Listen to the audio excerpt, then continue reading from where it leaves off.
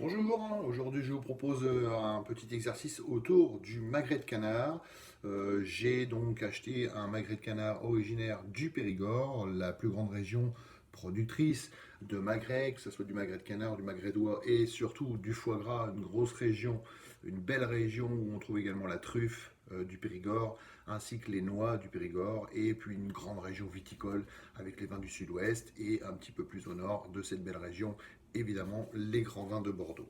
Aujourd'hui donc je vous propose un magret que j'ai au préalablement cuit sur sa peau. C'est une cuisson rosée. Alors la petite chose qu'il faut savoir, c'est qu'en cuisine on ne met pas de corps gras lorsqu'on découpe, on cuit un magret. On utilise uniquement le gras qui sort de sa peau en la quadrillant un petit peu au préalable. Alors la différence entre un magret et un filet, c'est pas très compliqué, c'est que le magret de canard est un filet de l'animal, évidemment, c'est le filet de l'animal, et il est prélevé sur un animal qui a été gavé, donc qui a servi à faire le foie gras. C'est pour ça que nous avons une épaisseur de gras, de graisse, un petit peu plus importante au niveau de la peau. Je vais donc procéder à la découpe en escalopant avec mon couteau bien coupant et une pince de service, donc ma cuillère et ma fourchette. Donc très important, ne pique pas la viande, c'est juste pour la tenir. Et je vais donc prélever des tranches en escalopant, comme ceci. Alors pas trop épaisse, à peu près un petit centimètre, ça suffit. Alors si la peau se détache, c'est pas bien grave, elle n'est pas très comestible. C'est plus l'aspect visuel au final. Je fais ma deuxième tranche. Alors utilisez bien la longueur entière de votre couteau, le filet du couteau, sinon vous allez avoir quelques petites complications au niveau de la découpe, surtout au niveau du grain. Je continue, donc c'est en général un magret de canard pour deux, une technique de service à un restaurant, où l'employé de restaurant, au guéridon, se retrouve face à une pièce à découper pour deux personnes. Alors il est très important de ne pas mélanger les découpes. Vous allez comprendre par la suite.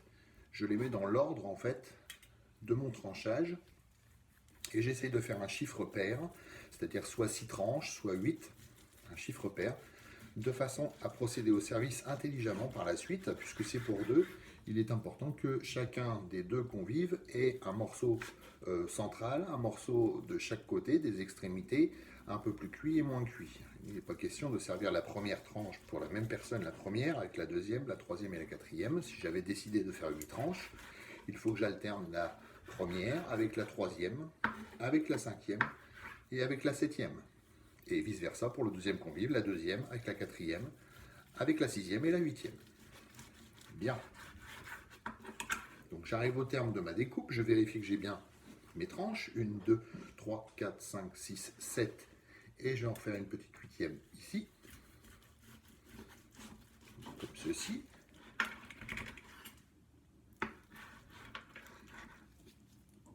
Alors il est évident qu'on découpe sur une planche à découper et qu'on replace la viande une fois prélevée dans un plat de ce style-là, un petit torpilleur, qui aurait été posé normalement sur une planche, sur une plaque chaude de façon à ce que le magret ne refroidisse pas trop vite.